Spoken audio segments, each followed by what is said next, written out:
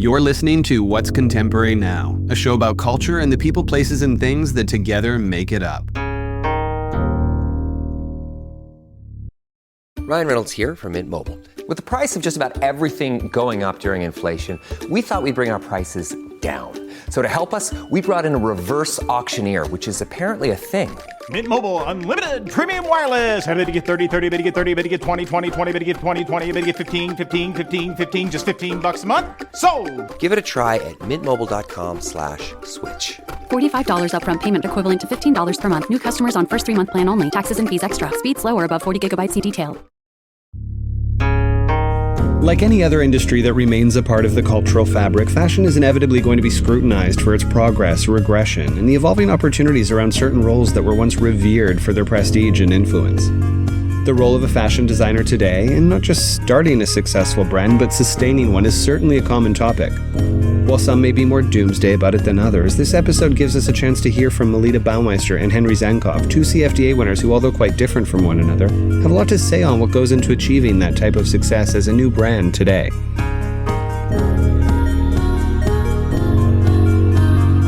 This is Henry Zankov. This is Melitta Baumeister, and we're talking about what's contemporary now.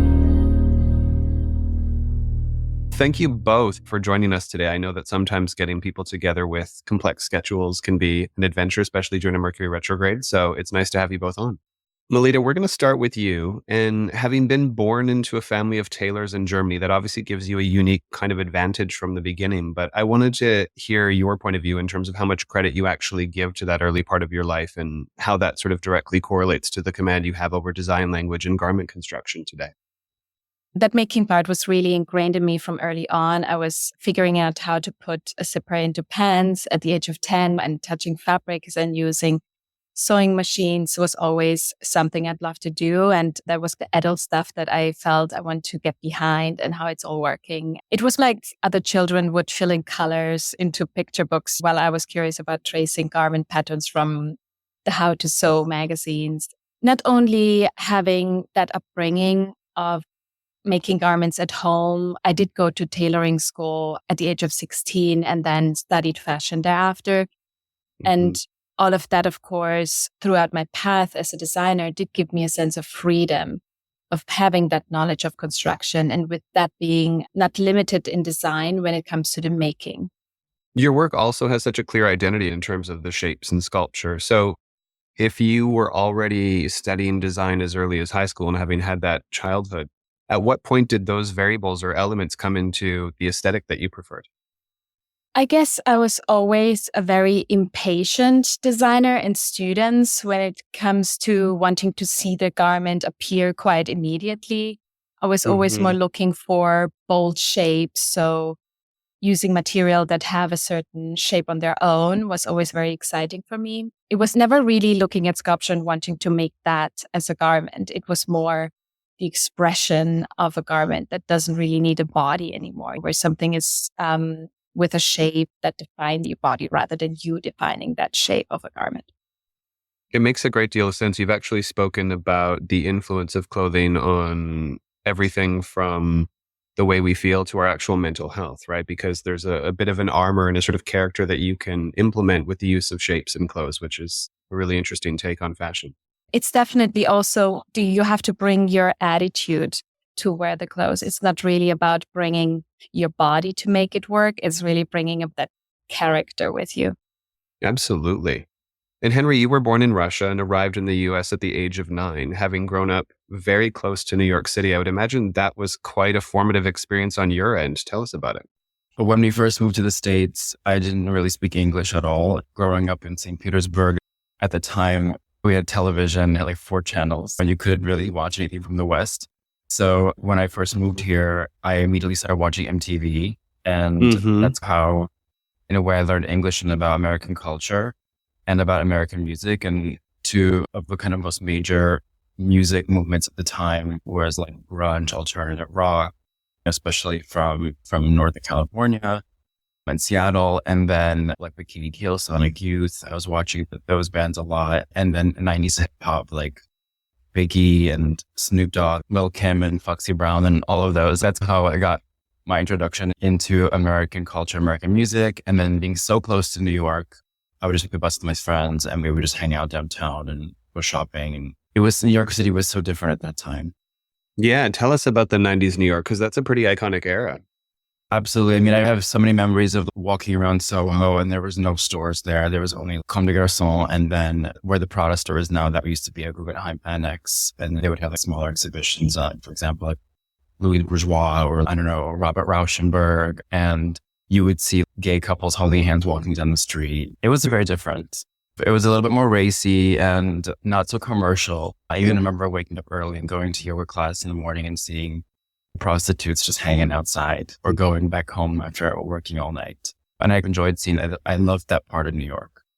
And at what point were you inspired to pursue FIT and fashion design? I think it was through watching MTV and being immersed in American, music. I started researching how people dress and what is all this coming from, especially at that time. There was like a lot of Tommy Hilfiger, DKNY, and all these brands that were so much more influenced by people wearing them differently in the street and music videos. I don't know. The 90s were an interesting time for fashion. I think, of course, fashion is always evolving, but I think that part is so curious to me because it's the last time where there was a signature. There was like a very strong signature at that time. And now I think everyone's just doing different things, which is also great. But yeah, it always will have my heart for sure. Well, you've held design positions at LVMH brand. What was it that made you jump into launching your own label in 2019? Well, to me, it was more about having the experience. So I always worked for other people, consulting, working full time. And I was always brought in to like create a knitwear collection, whether it's a small designer or a bigger brand. After all those years, I was able to see, okay, this is working for them. This is interesting. I feel confident in what I do. And I love doing it in the way that I would like to do it. And so I was really excited to try that for myself. And for me, what was really interesting about starting Zankov was I really wanted to create like a strong visual language, something that's really recognizable. I think Melitta also, both of us are very similar in the way that we have a very particular aesthetic. And like when you see a Zankov piece, for me, it was really important that you recognize that's immediately without it having a logo. The design and the visual language was important for me to establish at the early days. And I really enjoy experimenting with that. So in a way, I'm kind of working in a box that I created myself for a reason. And I explore the aesthetic and the visual language through some kind of limitation in a way, which I find actually quite liberating. Yeah, it's a repeat theme when we speak to different creatives that the tension of having some type of parameters to work against is actually beneficial in the creative process. Yep. And Melitta, I mean, your early achievements were already quite significant, obviously having garnered a great deal of recognition and attention, having your work worn by Rihanna and being carried by Dover Street Market. But amongst the sort of glamorous story side of things, there's undoubtedly challenges as well, right? So what have some of those curves or challenges been along the way?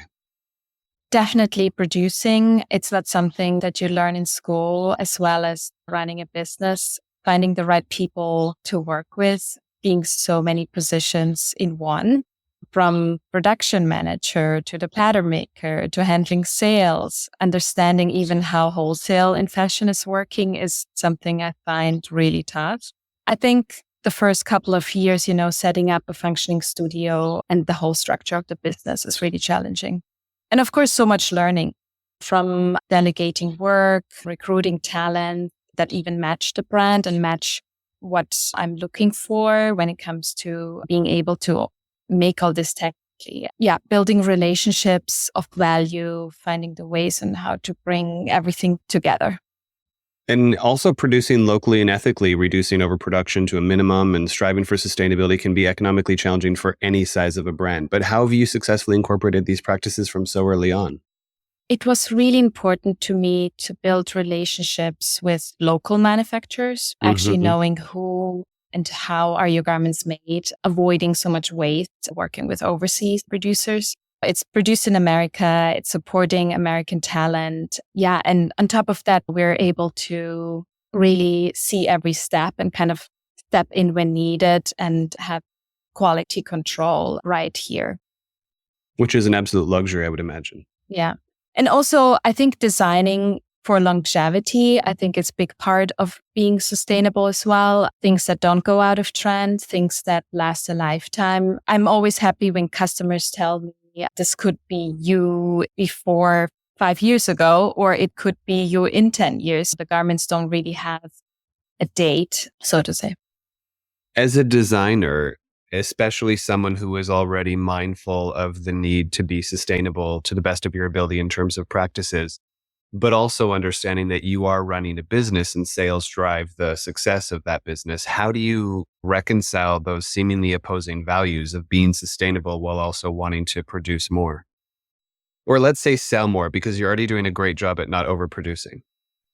It's a big topic. I think for me, and I think Melitta, I don't want to speak for you, but I also think I know you now, and I think we probably think in the same ways when it comes to sustainability. But for me, it's about quality, and it's about really good design, and it's about resetting the way people think about how they consume. And so for both of us, I believe that quality is so important. So the fabric, the cut, the way it's knit, the yarn, the design. And so it's not trendy, it's well made. And I think the goal is for people to, when they buy it, they have an emotional connection to it and they want to keep it. And I do think it's the same thing as eating. When you eat something healthy, you eat well, you feel satisfied and you don't need more. And so this idea of being surrounded by things that are well made, whether it's fashion or furniture or food or whatever, books, you feel a sense of appreciation for all of that and you don't really want more, and you slowly curate your life and you build and you create kind of collection of what you think is right, resetting people's thinking about how they consume, what they buy. It's a very tricky thing to do, not an easy thing to do. But again, going back to the question about growing the business and sales, and then you could think about, okay, what are the materials that I'm using as well? Like if I'm going to make 50 dresses, is this the best yarn that I could use? For example, like most of our cotton is BCI certified. We work with small mills. So in a way, if we do make 50 dresses, we make sure cotton comes from a responsible source. We make sure that the mills that we work with are small family-owned businesses. It's just being very mindful about every step we take. And I think ultimately it's about relationships and it's about supporting each other.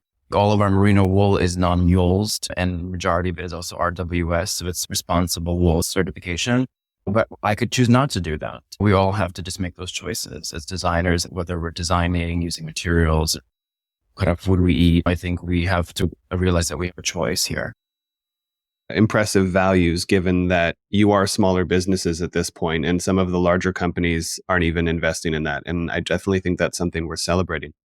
And Melitta, fashion can struggle with the tension between fantasy and commercial viability, right? And I'd go so far as to say that you've done an incredible job at finding that intersection. So how is it that you think about clothing when coming up with a new collection, or what is the starting point for you?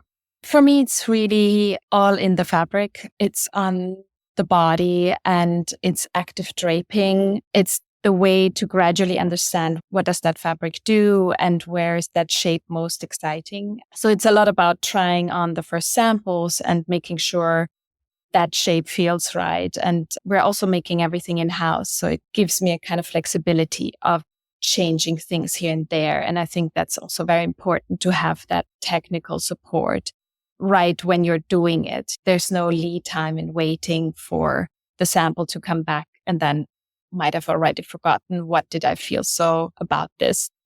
And Henry, you've actually spoken about people like Tilda Swinton, who of course I'm obsessed with, in terms of envisioning kind of complex individuals in the collection as a starting point for your own design process. Can you tell us more about that? For me, I never think about one person. I never think about, oh, it's Tilda or it's this person or that person. I always just think about who is our customer and what are the brand ethos and what do we stand for and who are those people who resonate with what we do. And for me, it's always about somebody who, again, does not follow trends, somebody who really moves through life in their own way. They could be a chef, they could be a musician, they could be a lawyer, but they think in a creative way. And I think, again, going back to what we were talking about sustainability earlier, it's about somebody who really chooses to be surrounded by, whether it's clothing or books or friends, everything has to be very meaningful to them. And they're very mindful about that. And there's a complexity to the person in the sense that they know themselves very well. And I think there's an inner wisdom there for sure. They're very curious. It's not about somebody older or younger. It's really more about somebody who has a kind of inner soulfulness and a wisdom, I guess, that comes from within. And it's really about a feeling. Sorry. When I start a new collection every season, it's usually like a feeling of some kind. And then I'm like, well, that's a feeling that I'm interested in exploring. And usually I go with that and then curate things that go around that feeling. And usually those are the kind of things that I could imagine someone like a complex character like Tilda Swinton experience as well. We've touched upon the sort of benefits of having restrictive tensions in creative processes. And I think because of the capitalistic kind of culture we live in, people are often trying to be everything to everyone. And you've chosen to hone in on a particular craft and do something incredibly well with knitwear. So what are some of the unique benefits of being a specialist designer, and what have been some of those challenges? Going back to the visual language, for me, it was so important to establish that and the underlying kind of parameter that I'm working with. And so for me, I don't need to explode. I don't want a huge business. I think Alaya, for example, I always refer to when Alaya was alive and he was doing his own brand and himself. I think he's such a great example of somebody who created a very, very strong visual language, created a cult following, and he wanted to maintain his own equilibrium and work in his own way. It wasn't about making more money or growing to a huge scale, creating my own visual language and our own kind of rejection of being everything to everybody. That by default is going to be a challenge, but that's my choice. We're not going to do everything to appease everyone, but for me, it's really just about finding the right audience and really be able to maintain and to share and create with everybody who appreciates it. Just in terms of having clear identities that don't necessarily placate a broad spectrum, it's more for the consumer who that resonates with. And I think that, again, is a very admirable sort of endeavor, given that there is a great deal of commercial pressure. And both of you have had the wonderful benefit of working with the CFDA Vogue Fashion Fund. Obviously, these systems being in place have been incredibly helpful for new designers coming into a highly competitive kind of landscape. But you have both the mentorship as well as the monetary support there. But can you guys both speak to your own experiences in terms of how that's been beneficial and how important you think organizations like that are? I think organizations like the CFDA are extremely crucial if we want to support design, independent fashion businesses, and especially if we want to support innovation. Mm-hmm. I think those are the key moments where CFDA is extremely important. And I think those young brands can only hope for the success of direct to consumer or being in the hands of wholesalers if we don't have support like this. And if we don't have support like this, it will always end up in limitation of creativity. I think there should be way more organizations like this. And I think for the size how big the US is, we have way too little of that kind of support. I think it's very encouraging as well that there is someone believing in young talent, and it's important that exists, and the community also that has been created around the CFDA and is really vital for the fashion industry. Henry? I agree. The CFDA has been so incredible. I think it's different in America than it is in Europe for supporting designers in the creative realm. But I do think the CFDA is very crucial. And there's some really incredible people in that organization that are extremely supportive. And I think we're lucky to have that here. We really are. And I think the program has been really wonderful, having access to amazing people, having access to the judges, meeting them, and even having relationships with some of them, like friendships. And you just know that you're supported in a very sincere way. And these people care and they want to help. It's just nice not only to have the support, but to feel like you're woven more into the fabric of the industry here in New York. Well, you guys have both brought up the geographical component, and it being, of course, a US-based program, and the size of the consumer demographic in the US. So what is it that's kept you both here in New York rather than jumping off to a different market in terms of showing and such? We're both based in New York, and I think this is our home. And I have to say, right after the pandemic, I think New York has entered into a very exciting time right now. And I'm really happy to be here. I'll probably mostly always show here. We do our market in Paris always, so we don't really sell here. So after we have a presentation, Or even before we take the collection to Paris. That's where we show from a commercial perspective, where we meet buyers globally. But it is interesting to obviously explore doing some non-commercial activations for me. I would love to do things in Japan. I would love to go to China with the collection and spend a little bit more time in Europe as well. But the heart of it is really here, for sure. Melitta? For me, it always felt that New York has this very special attitude towards entrepreneurship. On most days, it feels everything is possible. And it has this kind of vibe of you can do it, which I find not so much existent in Europe. For me, it was just natural to stay here because I went to grad school here. So my resources and my network here, it's just very hard to leave once you have that together. And I am often described as you don't look like a New York brand. But yeah, it's becoming a home and it's really hard to leave.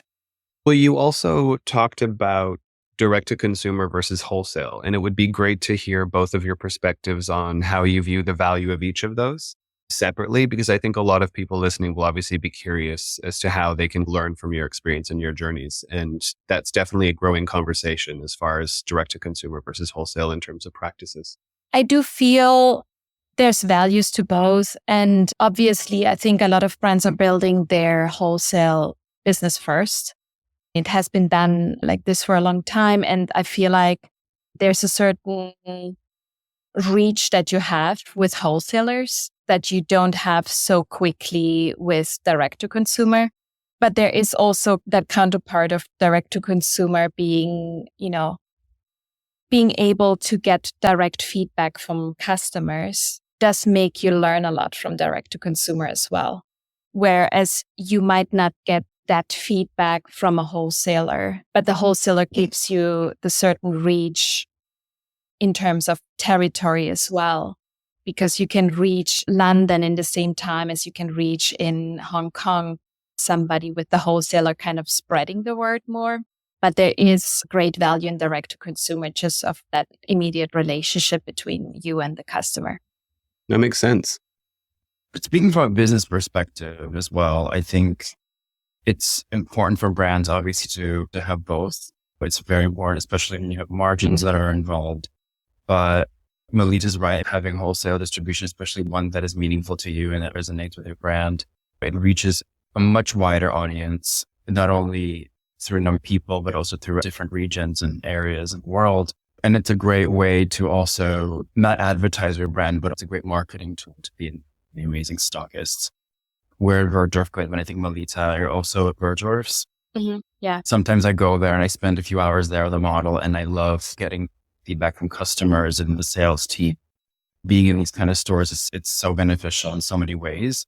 And then the flip side of that, the DTC part is you can offer a different product as well. When you do DTC, you can have something a little bit more affordable. You can have a more accessible price point, or you can have something really novelty that maybe nobody picked up from a wholesale account and you really want to offer it on your site. So you can also do that.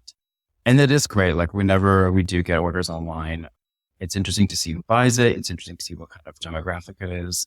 But it's very important for businesses to invest in both, as the wholesale business can be volatile and it can shift very quickly. And so it's important not to put all your eggs in one basket, because it can really affect your business as well.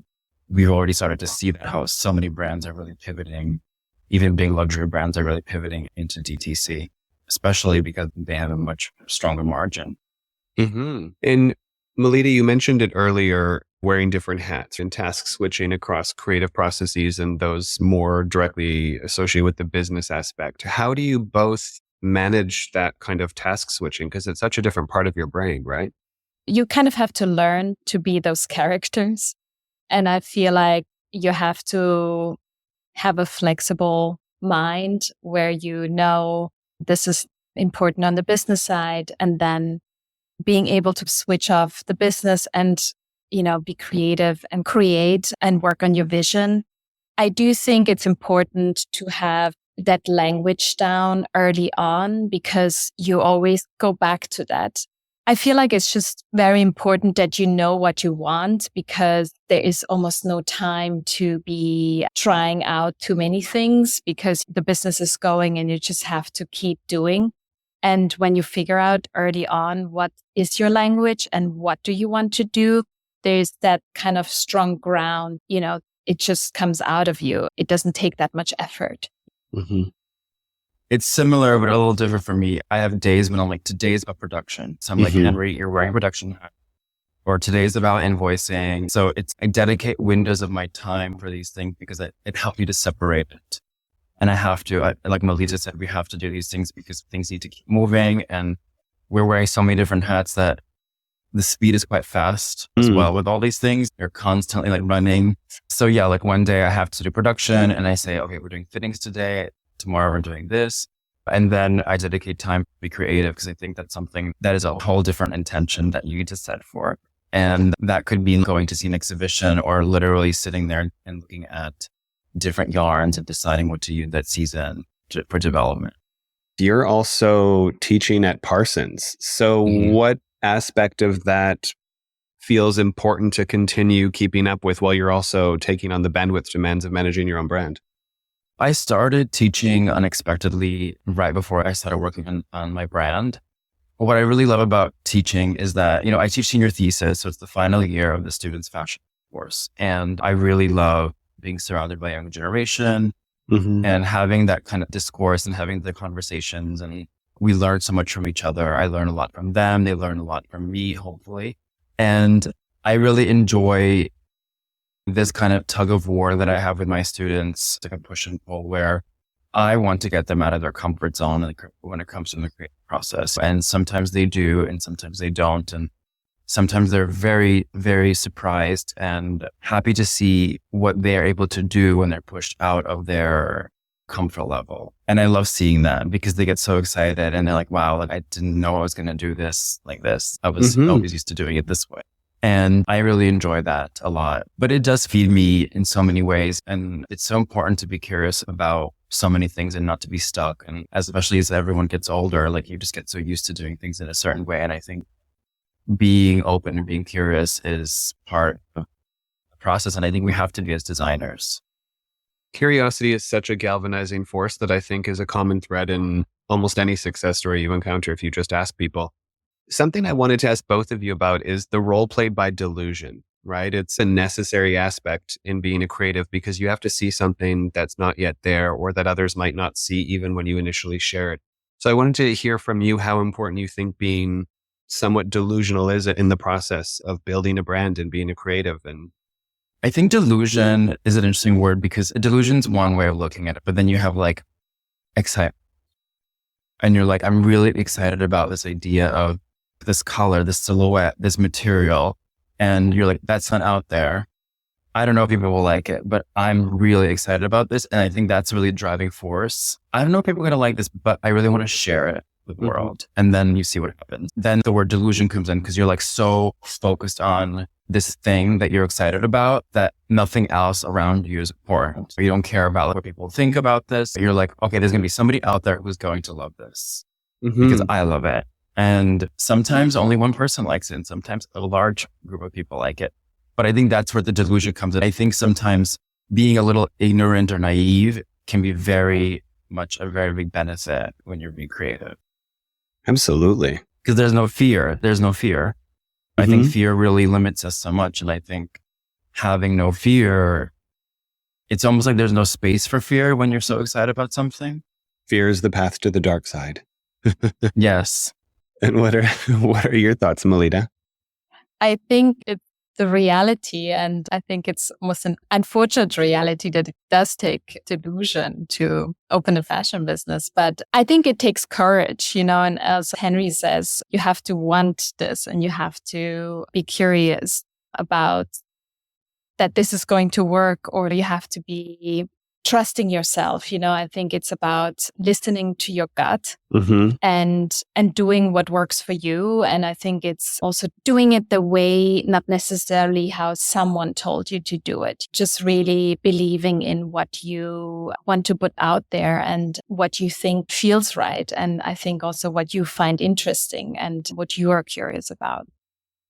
Of course. And speaking of curiosity, what sort of brand extensions or new ventures do you find yourself considering in terms of continued growth for the brand, be it online or physical pop-up stores, or what are you thinking about?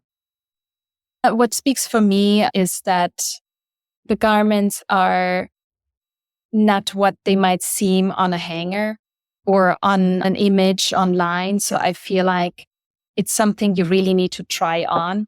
And that's why for me, I am very curious of pop-up stores or stores in general to have that customer being able to try it on and to see those reactions. I think just the way the garments look, often people get scared of when they see it online. They're like, oh, it looks unreal, or is this Photoshop? And I think it does take that real life interaction of customer to see that garment and see how it behaves and try it on. So yeah, I'm definitely wanting to go into that field of pop-up store and stores. And I'm actually also opening now my studio to buy appointments. So we're taking appointments where a customer did ask us, hey, can I come to your studio and try it on? And so we're wanting to do that actively now that we're taking appointments to have customers like also see the brand inside out. I love that. That's not necessarily a level of access that's possible with a number of brands. And we've seen collaborations as a kind of strategy over the years because brands have synergy or they allow each other to tap into adjacent audiences through partnerships. And then more recently, there's been a lot of discourse around the idea that there's a little bit of a collaboration fatigue. But how do you guys view collaboration in relation to your own brands? And are there any upcoming plans to do one? Yeah, you're right. There is a lot of collaboration fatigue. And I wonder if sometimes it's because there are a lot of them, A, and B, I think there's a lot of forced ones. Like, oh, let's just do that because that's going to bring in revenue or that bring, like you said, adjacent customers. But I feel like really good collaborations have to be really meaningful and make sense. And I think the product is like secondary. The intention behind the collaboration, I think, is even more important. And I think that's what gets people excited. We have a couple of collaborations down the pipeline that you'll be seeing this year. I can't say what they are right now, but we are doing something in the art world realm and then also in accessories. So we'll see, but I'm excited about that. You'll be seeing more of that, a little bit of that in May, but you'll be seeing a lot more of that in September. Looking forward. And what about you, Melitta?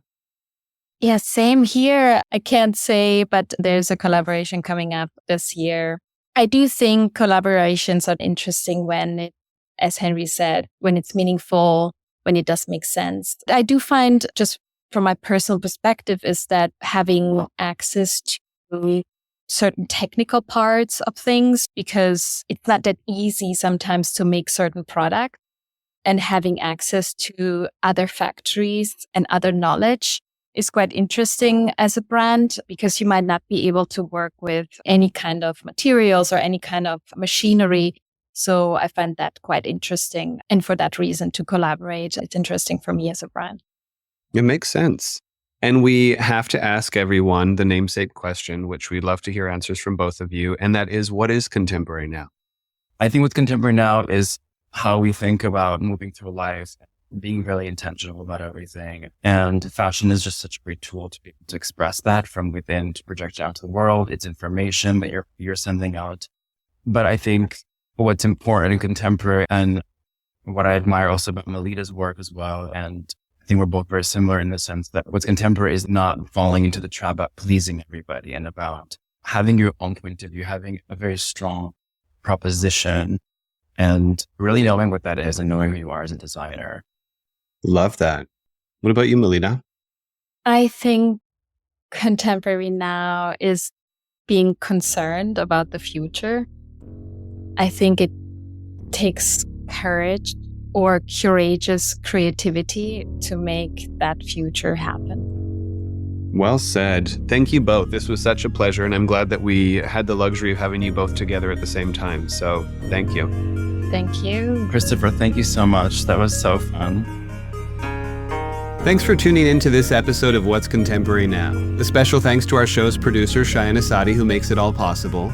Audio post-production by Griffin James, with original theme music by Joseph Top Miller and Chase Coughlin of the Black Soft, and visual design by Aaron Meager and Graham Prentice. Subscribe now to be the first to catch new episodes every week, and if you've enjoyed listening, we'd love to hear from you. Leave us a review and let us know your thoughts. Your feedback helps us improve and reach more listeners like you. Follow us on Instagram, Threads, and LinkedIn for additional content, and join the conversation around what is contemporary now.